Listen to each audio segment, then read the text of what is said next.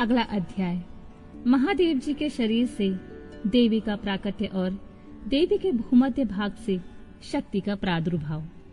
वायु देवता कहते हैं, तदनंतर महादेव जी महामेघ की गर्जना के समान मधुर गंभीर मंगलदायिनी एवं मनोहर वाणी में बोले, ब्रह्मा, तुमने इस समय प्रजननों की वृद्धि के लिए बड़ी भारी तपस्या की है। तुम्हारी इस तपस्या से मैं संतुष्ट हूँ और तुम्हें अभीष्ट वर देता हूँ। इस प्रकार परम उदार तथा स्वभावतः मधुर वचन कहकर देवेश्वर हल ने अपने शरीर के वाम भाग से देवी रुद्राणी को प्रकट किया। जिन दिव्य गुण संपन्न देवी को ब्रह्मवेत्ता पुरुष परमात्मा शिव की पराशक्ति कहते हैं तथा जिनमें जन्म, मृत्यु और जरा आदि विकारों का प्रवेश नहीं है, वे भवानी उस समय शिव के अंग से प्रकट हुई, जिनका परम भाव देवताओं को भी ज्ञात नहीं है। वे समस्त देवताओं को भी अधीश्वर देवी अपने स्वामी के अंग से प्रकट हुई। उन सर्वलोक महेश्वरी परमेश्वरी को देखकर विराट पुरुष ब्रह्मा ने प्रणाम किया और उन सर्वज्ञ सर्वव्यापिनी सूक्ष्म अपनी प्रभा से इस संपूर्ण जगत को प्रकाशित करने वाली यह पराशक्ति महादेवी से इस प्रकार प्रार्थना की। ब्रह्मा जी बोले, सर्व जगन्मयी देवी, महादेव जी ने सबसे पहले मुझे उत्पन्न किया और प्रजा के सृष्टि के कार्य में लगाया।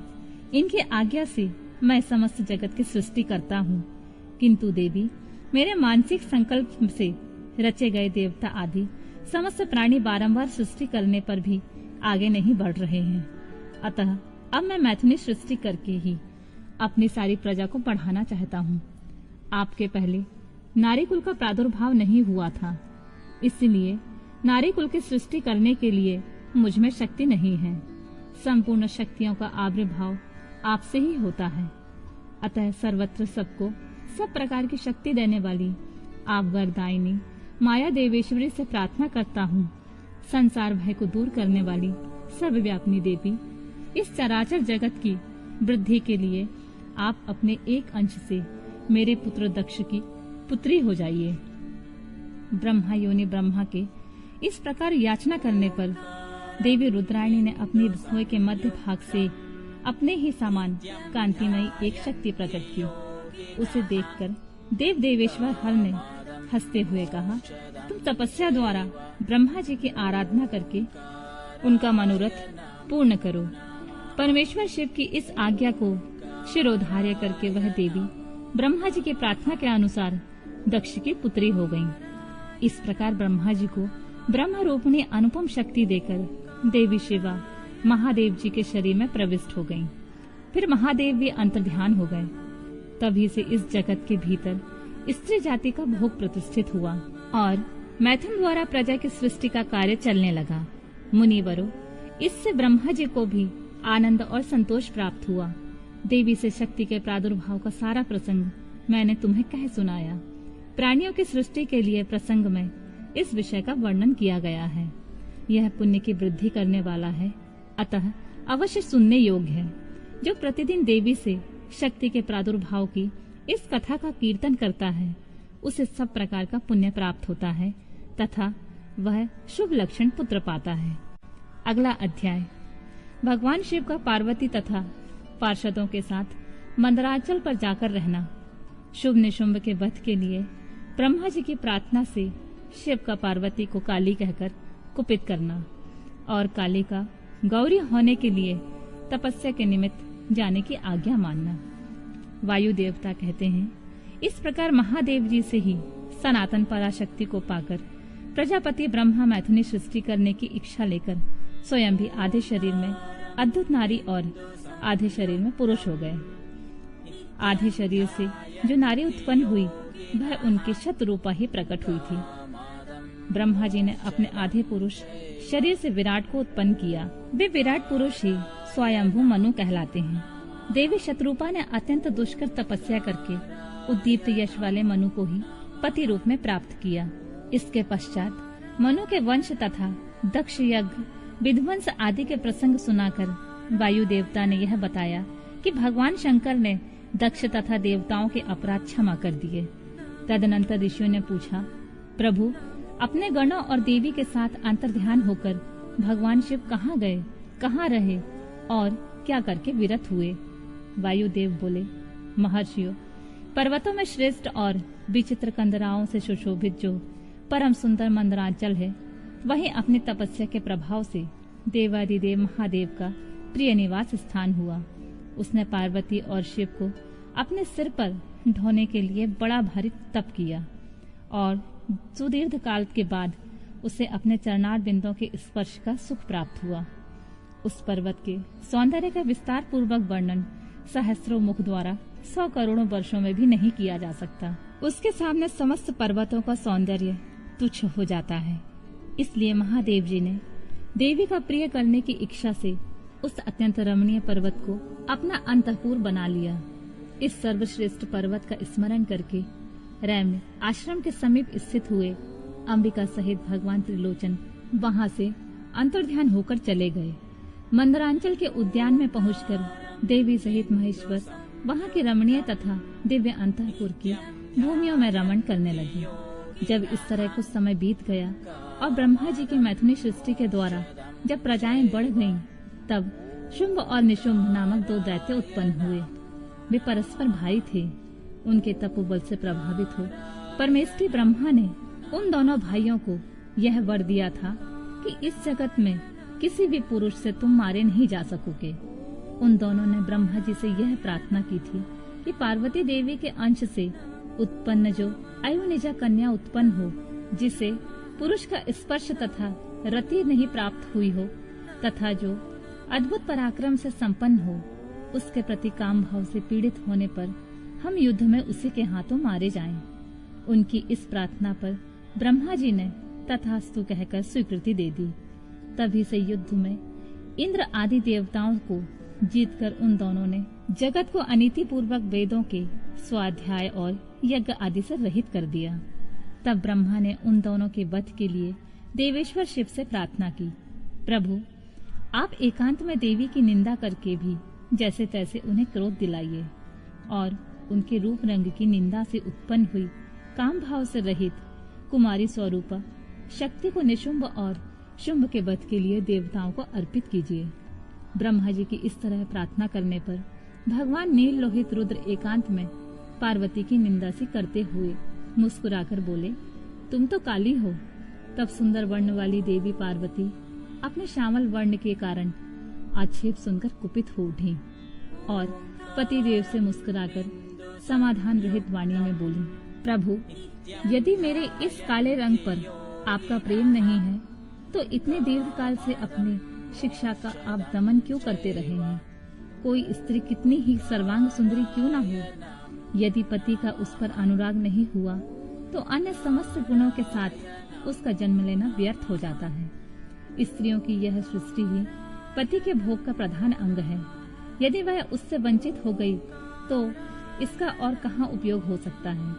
इसलिए आपने एकांत में जिसकी निंदा की है उस वर्ण को त्याग कर अब मैं दूसरा वर्ण ग्रहण करूंगी अथवा स्वयं ही मिट जाऊंगी।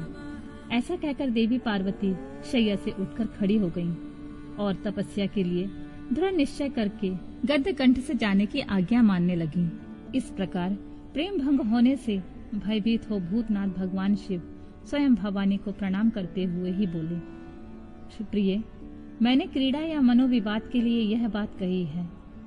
मेरे इस अभिप्राय को न जानकर तुम कुपित क्यों हो गई?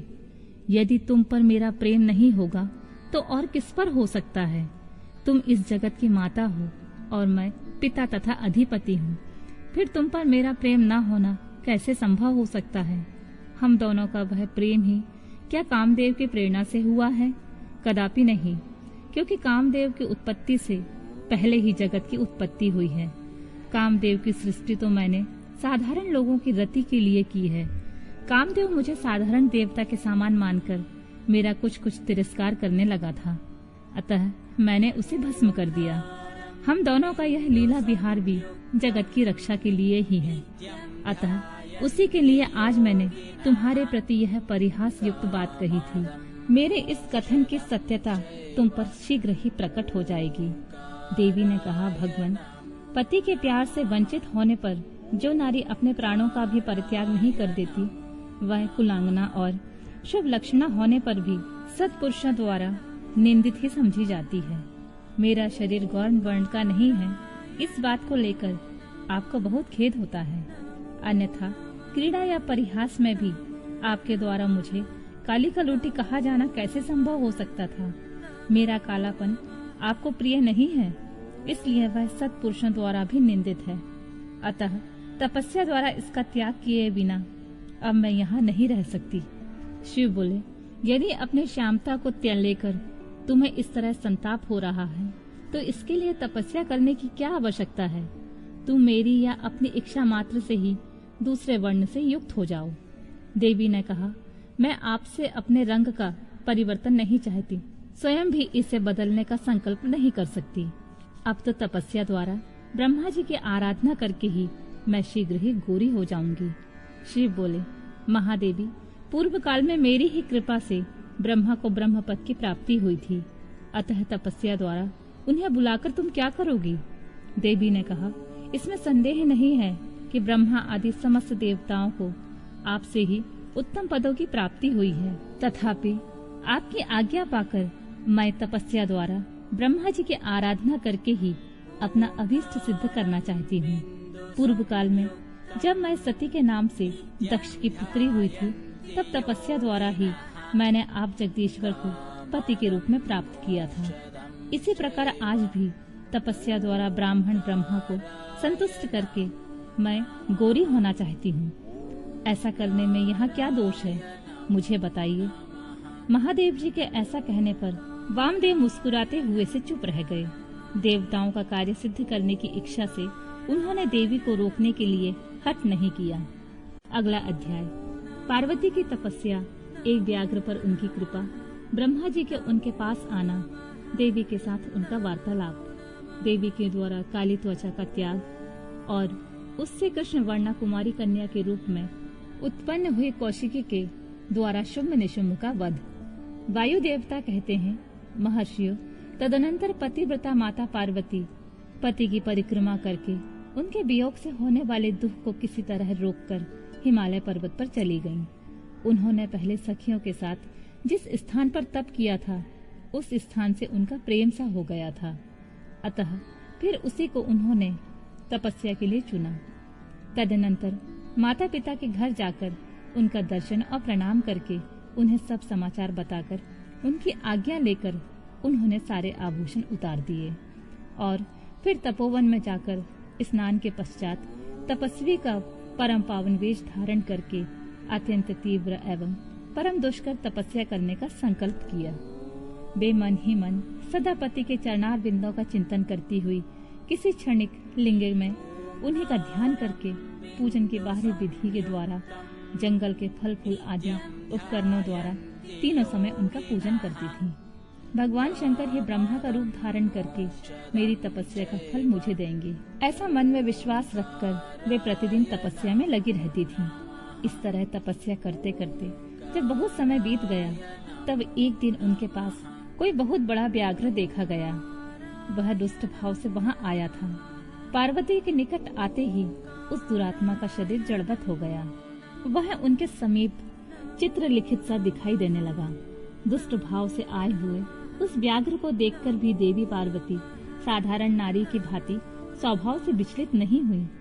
उस व्याघ्र के सारे अंग अकड़ गए थे। वह भूख से अत्यंत पीड़ित हो रहा था और यह सोचकर कि यही मेरा भोजन है, निरंतर देवी की ओर ही देख रहा था। देवी के सामने खड़ा खड़ा वह उनकी उपासना सी करने लगा। इधर देवी के हृदय में सदा यही भाव आता था कि यह व्याघ्र मेरा ही उपासक है, दुष्ट वन पशुओं से मेरी रक्षा करने वाला है। यह सोचकर वे उस पर कृपा करने लगी। उन्हीं की कृपा से उसके तीनों प्रकार के मल तत्काल नष्ट हो गए। फिर तो उस व्याघ्र को सहसा देवी का स्वरूप का बोध हुआ। उसकी भूख मिट गई और उसके अंगों की जड़ता भी दूर हो गई। उसके साथ ही उसे जन्म सिद्ध दुष्टता नष्ट हो गई और निरंतर तृप्ति बनी रहने लगी। उस समय उत्कृष्ट रूप से अपनी कृतार्थता का अनुभव करता हुआ वह तत्काल भक्त हो गया और उन परमेश्वरी की सेवा करने लगा। अब वह अन्य दुष्ट जंतुओं को खदेड़ता हुआ तपोवन में विचरने लगा। इधर देवी की तपस्या बढ़ी और तीव्र से तीव्रतर होती गई। देवता शुंभ आदि दैत्यों के दुराग्रह से दुखी हो ब्रह्मा जी की शरण में गए। उन्होंने शत्रु पीड़ा जनित अपने दुख को उनसे निवेदन किया। शुंभ और निशुंभ वरदान पाने के घमंड से देवताओं को जैसे जैसे दुख देते थे, वह सब सुनकर ब्रह्मा जी को उन पर बड़ी दया आई। उन्होंने दैत्य वध के लिए भगवान शंकर के साथ हुई बातचीत का स्मरण करके देवताओं के साथ देवी के तपोवन को प्रस्थान किया। वहां सूर्यश्रेष्ठ ब्रह्मा ने उत्तम तप में परिनिष्ठित परमेश्वरी पार्वती को देखा। वे संपूर्ण जगत की प्रतिष्ठा से जान पड़ती थी। अपने श्री हरि के तथा रुद्रदेव के भी जन्मदाता पिता महामहेश्वर की भार्या आर्या जगन माता गिरजा नंदिनी पार्वती जी को ब्रह्मा जी ने प्रणाम किया। देवगणों के साथ ब्रह्मा जी को आया देख देवी ने उनके योग अर्घ देकर स्वागत आदि द्वारा उनका सत्कार किया। बदले में उनका भी सत्कार और अभिनंदन करके ब्रह्मा जी ने अनजान की भांति देवी की तपस्या का कारण पूछने लगे। ब्रह्मा जी बोले, देवी, इस तीव्र तपस्या के द्वारा आप किस अभीष्ट मनोरथ की सिद्धि करना चाहती हैं? तपस्या के संपूर्ण फलों की सिद्धि तो आपके ही अधीन है, जो समस्त लोकों के स्वामी हैं। उन्हीं परमेश्वर को पति के रूप में पाकर आपने तपस्या का संपूर्ण फल प्राप्त कर लिया है, अथवा यह सारा ही क्रियाकलाप आपका लीला विलास है। परंतु आश्चर्य की बात तो यह है कि आप इतने दिनों से महादेव जी के विरह का कष्ट कैसे सह रही हैं? देवी ने कहा, ब्रह्मा, जब सृष्टि के आदि काल में महादेव जी से आपकी उत्पत्ति सुनी जाती है, तब समस्त प्रजाओं में प्रथम होने के कारण आप मेरे ज्येष्ठ पुत्र हैं।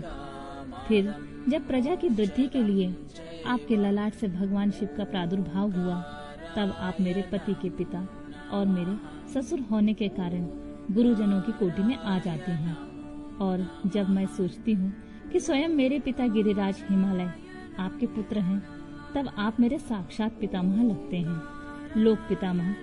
इस तरह आप लोक यात्रा के विधाता हैं। अंतःपुर में पति के साथ जो वृतांत घटित हुआ है, उसे मैं आपके सामने कैसे कह सकूंगी? अतः यहाँ बहुत कहने का क्या लाभ?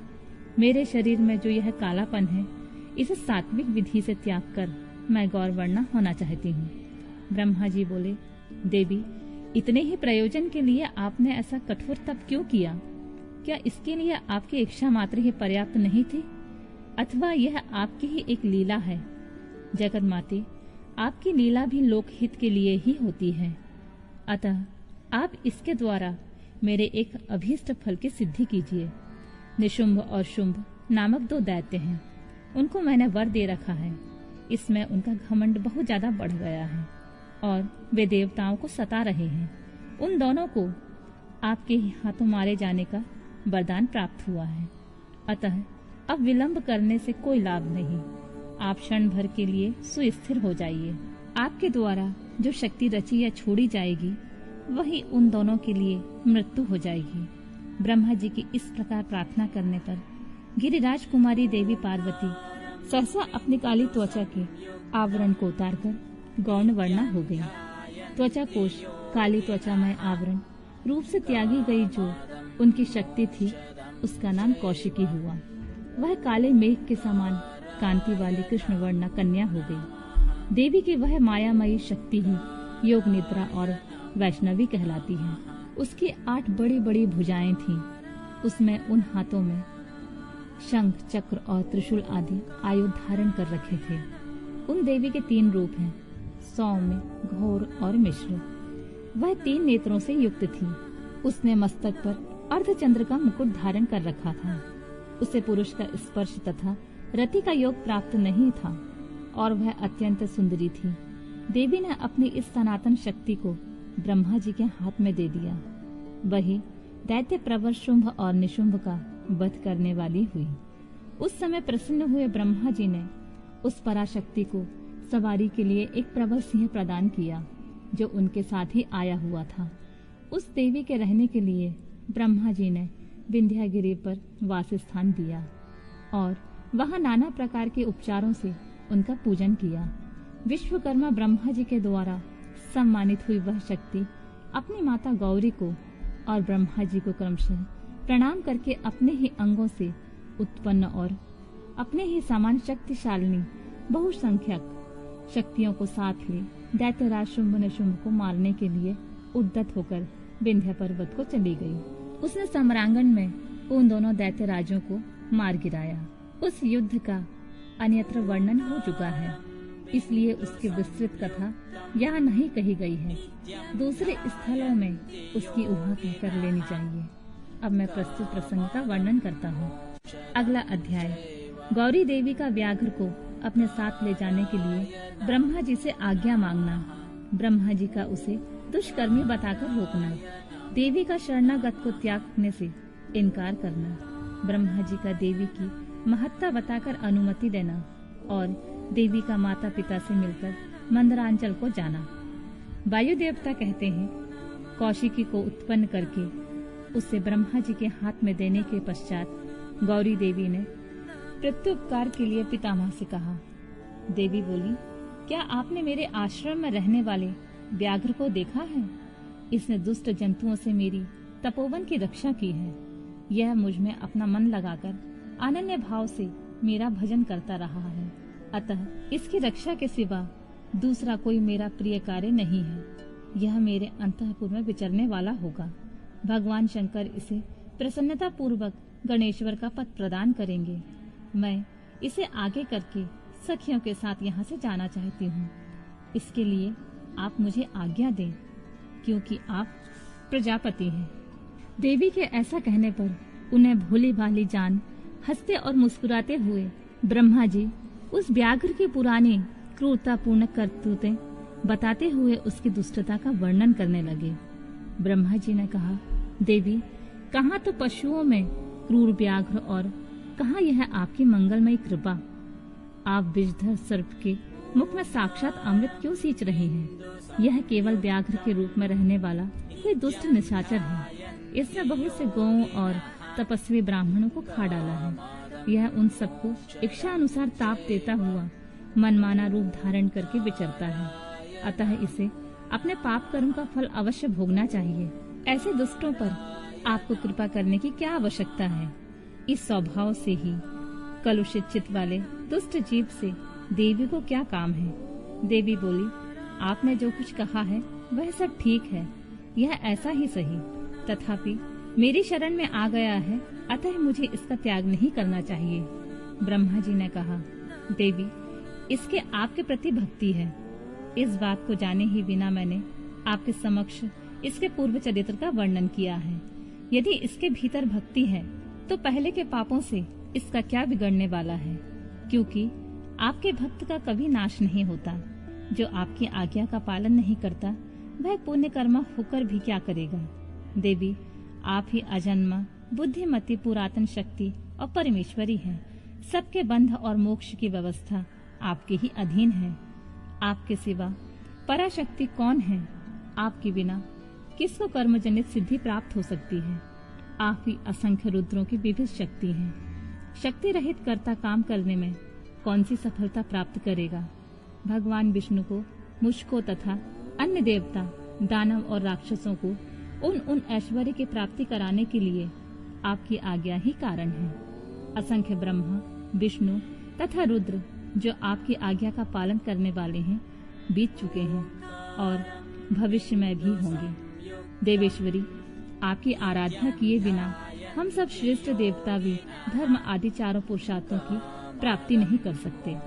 आपके संकल्प से ब्रह्मत्व और स्थारत्व की तत्काल फेरबदल भी हो जाता है, अर्थात ब्रह्मा स्थावर हो जाता है और स्थावर ब्रह्मा, क्योंकि पुण्य और पाप के फलों की व्यवस्था आपने ही की है। आप ही जगत के स्वामी परमात्मा शिव के अनादि, अमध्य और अनंत आदि सनातन शक्ति हैं। आप संपूर्ण लोक यात्रा का निर्वाह करने के लिए किसी अद्भुत मूर्ति में आविष्ट हो नाना प्रकार के भावों से क्रीड़ा करती हैं। भला आपको ठीक ठाक कौन जानता है? अतः यह पापचारी व्याघ्र भी आज आपकी कृपा से परम सिद्धि प्राप्त करे, इसमें कोई बाधक हो सकता है? इस प्रकार उसके परम तत्व का स्मरण कराकर ब्रह्मा जी ने जब उचित प्रार्थना की, तब गौरी देवी तपस्या से निवृत्त हुई। तदनंतर देवी के आज्ञा ले ब्रह्मा जी अंतर्ध्यान हो गए। फिर देवी ने अपने वियोग को न सह सकने वाले माता पिता मैना और हिमवान का दर्शन करके उन्हें प्रणाम कर नाना प्रकार से आश्वासन दिया। इसके बाद देवी ने तपस्या के प्रेमी तपोवन के वृक्षों को देखा।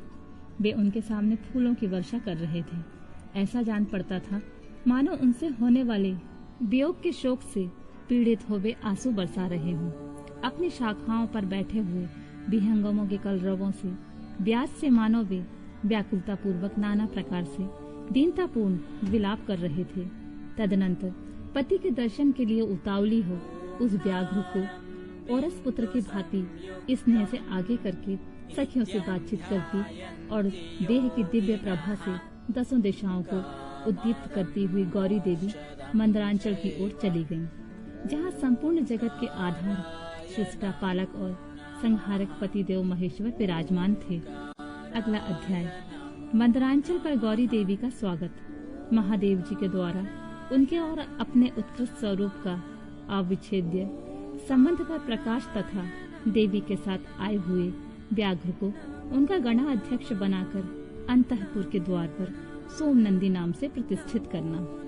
ऋषियों ने पूछा, अपने शरीर को दिव्य गौण वर्ण से युक्त बनाकर गिरिराज कुमारी देवी पार्वती ने जब मंदरांचल प्रदेश में प्रवेश किया तब वे अपने पति से किस प्रकार मिली? प्रवेश काल में उनके भवन द्वार पर रहने वाले गणेश्वरों ने क्या किया तथा महादेव जी ने उन्हें देखकर उस समय उनके साथ कैसा बर्ताव किया? वायु देवता ने कहा, जिस प्रेम गर्भित रस के द्वारा अनुरागी पुरुष के मन का हरण हो जाता है, उस परम रस का ठीक ठाक वर्णन करना असंभव है। द्वारपाल बड़ी उतावली से उनकी राह देख रहे थे। उनके साथ ही महादेव जी भी देवी के आगमन के लिए उत्सुक थे। जब वे भवन में प्रवेश करने लगी तब शंकित हो उन प्रेम जनित भावों से वे उनकी ओर देखने लगे। देवी भी उनकी ओर उन्हीं भावों से देख रही थी। उस समय उस भवन में रहने वाले श्रेष्ठ पार्षदों ने देवी की वंदना की। फिर देवी ने विनय युक्त वाणी द्वारा भगवान त्रिलोचन को प्रणाम किया। वे प्रणाम करके अभी उठने ही नहीं पाई थीं कि परमेश्वर ने उन्हें दोनों हाथों से पकड़कर बड़े आनंद के साथ हृदय से लगा लिया। फिर मुस्कुराते हुए वे एकटक नेत्रों से उनके मुख चंद्र की सुधा का पान करने लगे। फिर उनसे बातचीत करने के लिए उन्होंने पहले अपनी ओर से वार्ता आरंभ की। देवादिदेव महादेव जी बोले, सर्वांग सुंदरी प्रिय, क्या तुम्हारी यह मनोदशा दूर हो गई जिसके रहते तुम्हारे क्रोध के कारण मुझे अनुनय विनय का कोई भी उपाय नहीं सूझता था? यदि साधारण लोगों की भांति हम दोनों ने भी एक दूसरे के अप्रिय का कारण विद्यमान है, तब तो इस जगत का नाश ही समझना चाहिए। मैं अग्नि के मस्तक पर स्थित हूँ और तुम सोम के। हम दोनों से ही यह अग्नि सोमात्मक जगत प्रतिष्ठित है। जगत के हित के लिए स्वेच्छा से शरीर धारण करके विचरने वाले हम दोनों के वियोग में यह जगत निराधार हो जाएगा। इसमें शास्त्र और युक्ति से निश्चित किया हुआ दूसरा हेतु भी है। यह स्थावर जंगम रूप जगत वाणी और अर्थमय ही है। तुम साक्षात वाणीमय अमृत हो और मैं अर्थमय परम उत्तम अमृत हूँ। ये दोनों अमृत एक दूसरे से विलग कैसे हो सकते हैं? तुम मेरे स्वरूप का बोध कराने वाली विद्या हो और मैं तुम्हारे दिए हुए विश्वासपूर्ण बोध से जानने योग्य परमात्मा हूँ। हम दोनों क्रमशः विद्यात्मा और वेदात्मा हैं।